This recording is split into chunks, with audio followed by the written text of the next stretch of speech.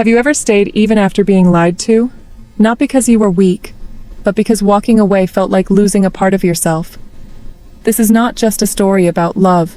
It's about learning to listen again, to speak again, and to find your voice through English. In Denmark, I discovered that healing sometimes speaks a foreign language, and maybe, just maybe, learning to speak it slowly is how we finally learn to let go. The day I chose to stay. It happened on a gray December afternoon in Copenhagen. The kind of day when the sun forgets to show up, and even the snow seems tired of falling. I found out he lied. Not a small lie, not a misunderstanding. A real deliberate one. And the strangest part? I didn't leave. I sat there holding my coffee, feeling the truth sink in slowly like the bitter taste at the bottom of the cup. You might wonder, why would anyone stay after being lied to? Because sometimes leaving feels louder than the lie itself. It feels like ripping a piece of your own skin, like saying goodbye not just to a person, but to the version of yourself who still believed in something good. I told myself it was just one mistake. But deep down I knew it wasn't about him anymore. It was about my fear of silence, my fear of starting over. In a country where I barely understood the language, and where even my thoughts sounded foreign. Living in Denmark had already made me feel small. Everyone around spoke effortlessly Danish, English, sometimes both in the same sentence.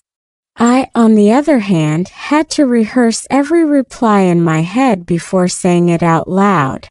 When he lied, it wasn't just love that broke. It was the last thread connecting me to a sense of belonging. That night I opened YouTube not to cry but to listen.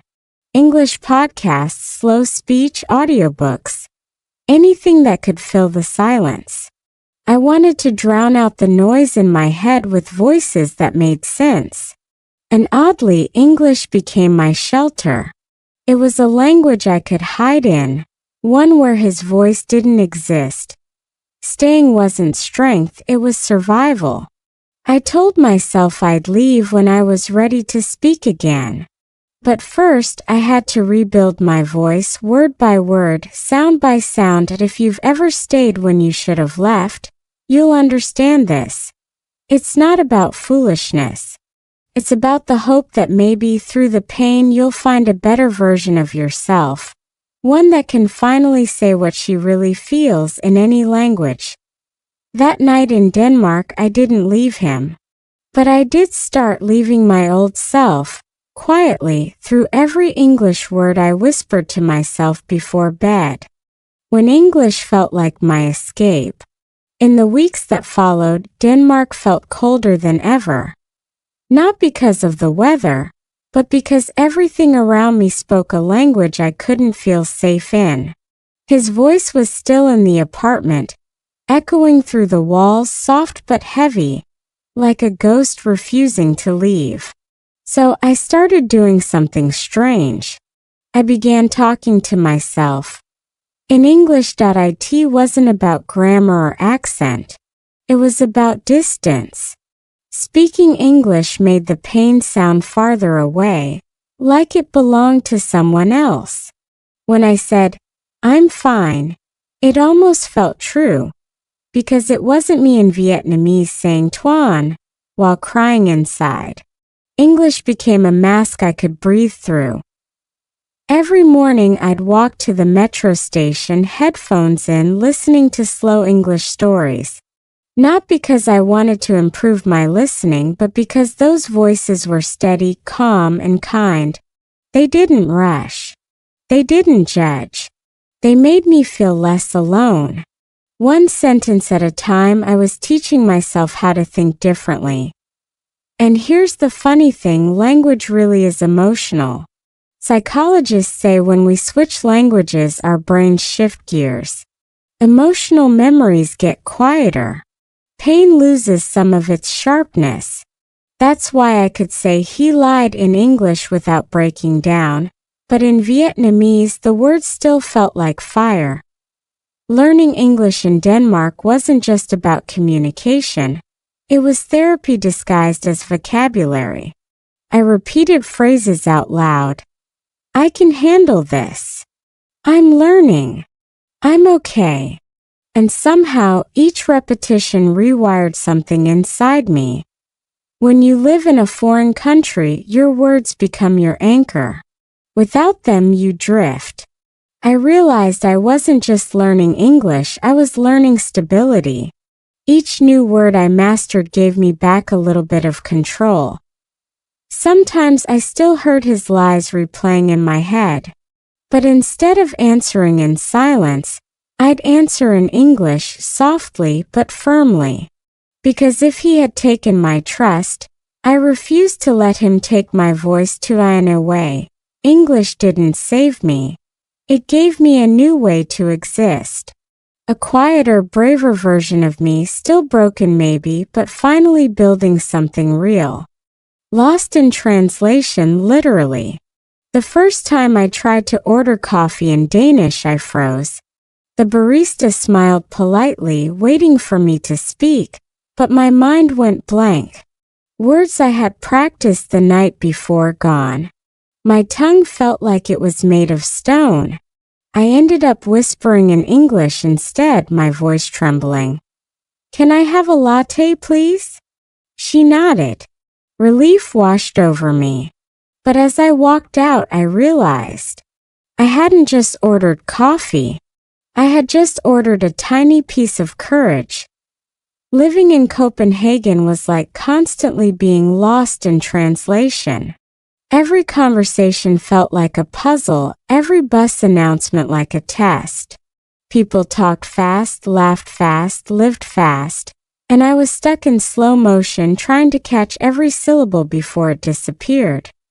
But here's what surprised me. Being lost forced me to listen. Really listen. I started paying attention to tone, rhythm, body language, things you never notice in your own language. I realized that communication isn't just about words. It's about presence. And when you don't understand everything, you learn to feel meaning instead of just hearing it. One day, on the train, an old Danish man sat beside me and started talking. I only understood half of what he said. But his smile, his eyes, the gentle rise in his voice, they told me he was sharing something kind. So I listened. And when he finished, I replied in my simple broken English, "That sounds beautiful." He grinned and nodded as if to say, "You got it." That was the day I stopped chasing perfection. I didn't need to speak perfectly to connect. I just needed to be present. You see, when your world feels like it's falling apart, learning a language can be both the hardest and most healing thing you do. Because every misunderstood word mirrors how you feel inside. Confused, misplaced, uncertain.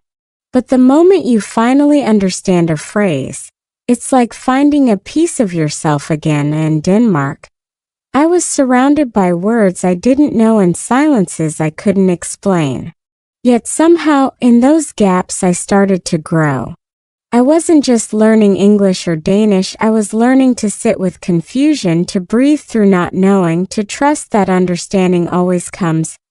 Eventually, maybe that's what healing really is, a kind of translation from pain into meaning. The science of emotional language. Did you know your brain feels differently depending on the language you use?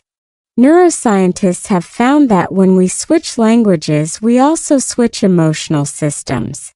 That's why saying, "I miss you," in English feels softer than "toi no ban."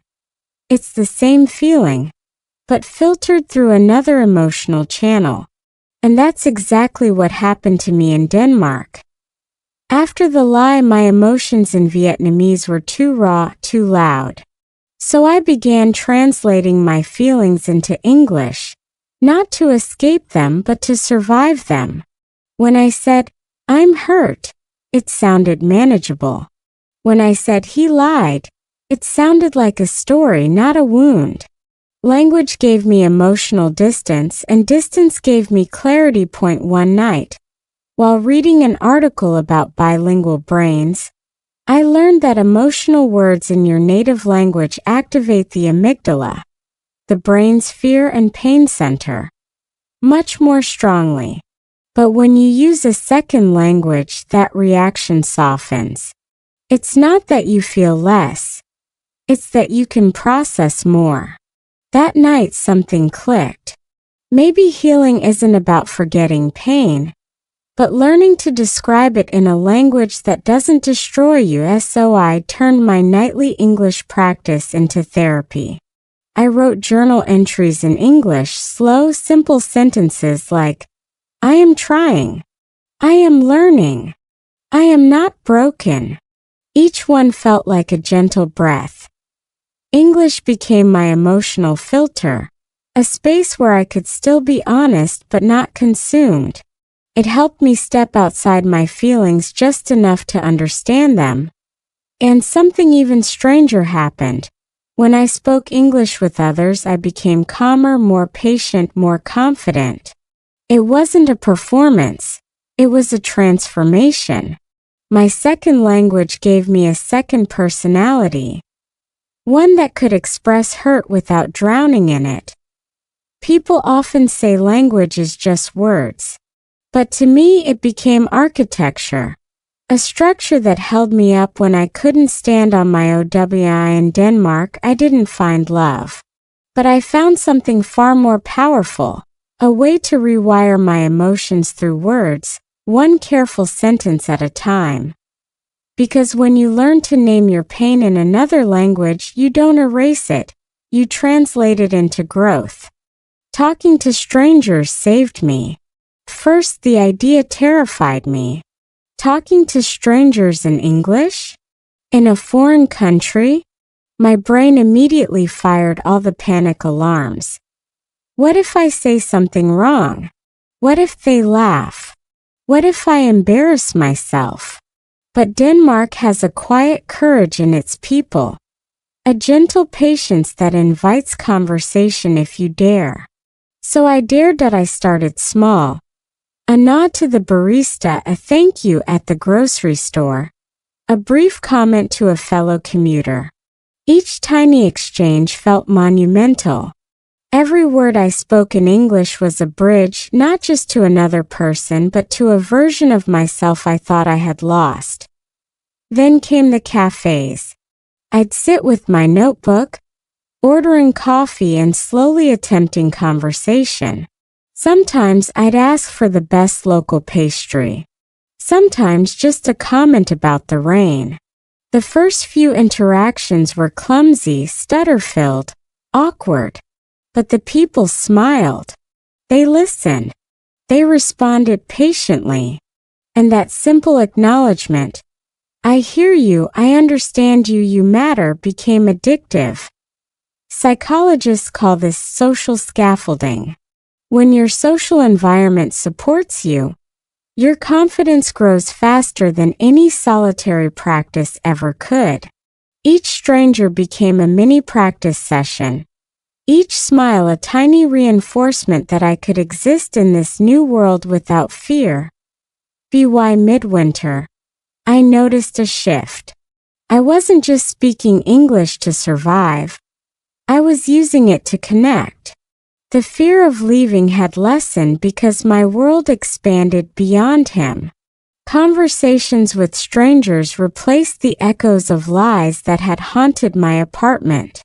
And slowly, the foreign language that once felt like a wall became a door. One evening, an older Danish man at a cafe shared a story about his youth in England. My English was still far from perfect, but I listened intently, asked a few questions, and laughed at his jokes. That night, I walked home feeling lighter than I had in months. For the first time, I realized the lie wasn't the center of my world anymore, connection was. Sometimes freedom doesn't come from leaving someone behind. Sometimes it comes from talking to people you've never met, saying words you've never dared, and finding pieces of yourself reflected in a stranger's smile. By daring to speak slowly, carefully, and sincerely in English, I reclaimed my voice, my presence, and a small but crucial part of my heart. The power of slow English. At first, speaking slowly felt awkward. My words stumbled, pauses hung in the air like heavy snowflakes, and I often feared others would think I was foolish. But then I realized slowing down was exactly what I needed. Not just in English, but in life. Each careful syllable gave me time to breathe, to think, to feel without being overwhelmed by emotion. Slow English forced me to notice things I had ignored. The melody of words, the rise and fall of sentences, the small gestures people made while speaking. It was like listening to the world through a magnifying glass. And strangely, the more deliberate I was, the more confident I felt. The language became a mirror for my internal state. Calm, measured, intentional. Psychologists call this cognitive pacing. When we slow down speech, our brains have more time to process meaning, reduce stress, and increase memory retention. Every slow sentence I spoke reinforced not just my English skills, but my emotional resilience.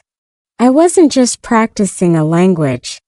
I was retraining my brain to handle pain with patience and clarity.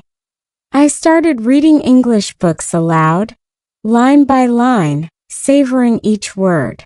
I recorded myself, listened, and corrected gently. I even spoke to myself while walking along the frozen canals of Copenhagen, narrating my own story in simple sentences. I am learning. I am growing. I am free. It felt almost like magic. Slow words weaving a safety net under my fragile emotions. Slow English also taught me empathy. I realized that if I could be patient with myself, I could extend that patience to others. Misunderstandings became less frustrating. Awkward pauses less embarrassing. Life, much like language, isn't a race. It's a series of moments strung together with intention. By embracing slow English, I discovered that clarity isn't just about speaking correctly. It's about feeling heard, understood, and capable. And in that calm, deliberate space, the lies of the past lost their grip on me. So in Denmark, speaking slowly didn't just improve my English, it gave me a rhythm for healing. A pace at which I could finally start walking away from what hurt me, step by deliberate step. From pain to purpose. By the time winter began to soften in Denmark, I started noticing a subtle shift inside me. Pain that once felt heavy and unending began to transform into purpose. Every English conversation, every journal entry, every slow, deliberate word I spoke was no longer just practice. It was a declaration that I was reclaiming my life. It's strange how hardship can teach you things you never thought you'd learn. Psychologists call it post-traumatic growth. The idea that after emotional suffering, we can emerge stronger, wiser, and more resilient. And that's exactly what was happening. The lie that once paralyzed me had become a catalyst. It pushed me to explore a foreign country, a foreign language, and ultimately, a new version of myself. I began volunteering at a small language cafe, helping other newcomers practice English. The irony was delicious. The girl who once trembled ordering coffee now guided others, encouraging them to speak slowly, confidently, and without fear. Every nod, every laugh, every thank you reminded me that my suffering had meaning. It wasn't wasted. It had shaped me into someone capable of empathy, patience, and persistence. Even simple acts became symbolic.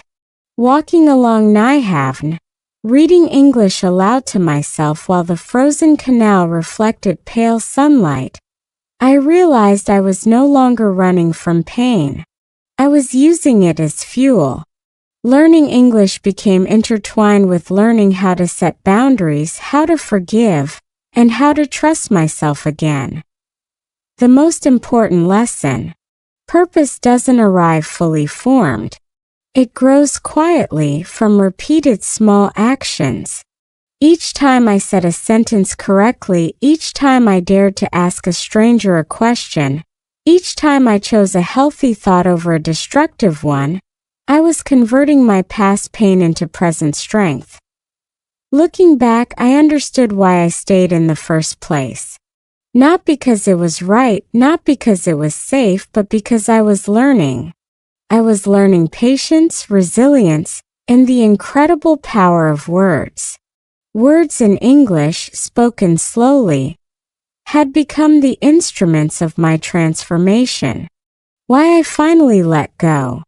Spring arrived in Denmark, painting the streets of Copenhagen with soft greens and pastels, and I felt a quiet clarity I hadn't known in months.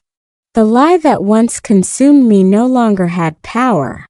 It wasn't that I had forgotten, but I had learned to translate my pain into understanding, my fear into language, my heartbreak into growth. Walking along the canals, I thought about all the slow English conversations, the strangers I had spoken with, the journal entries I had painstakingly written, and even the clumsy attempts at pronunciation that once made me cringe. Each word had been a step toward freedom, each sentence a small act of courage. I realized then that leaving wasn't about punishing him. It was about choosing myself. It was about taking all I had learned, all the strength I had rebuilt, and finally letting go.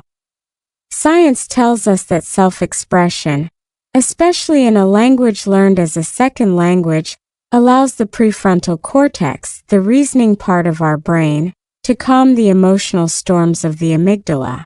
I had unknowingly harnessed this principle through my slow English practice. My language had become my therapy. My words had become my allies. I remember standing by the water, whispering in English, "I am free. I am whole. I am enough." The cold wind carried my voice away, but the feeling stayed inside me. I wasn't angry. I wasn't bitter. I was grateful for the pain that taught me resilience, for the foreign city that became my classroom, and for the second language that gave me back my voice. Sometimes we choose pain over freedom because we're afraid to trust ourselves. But I learned that freedom isn't loud or dramatic. It's quiet, deliberate, and spoken word by word, in any language that allows your heart to heal. And in that quiet freedom I finally found peace.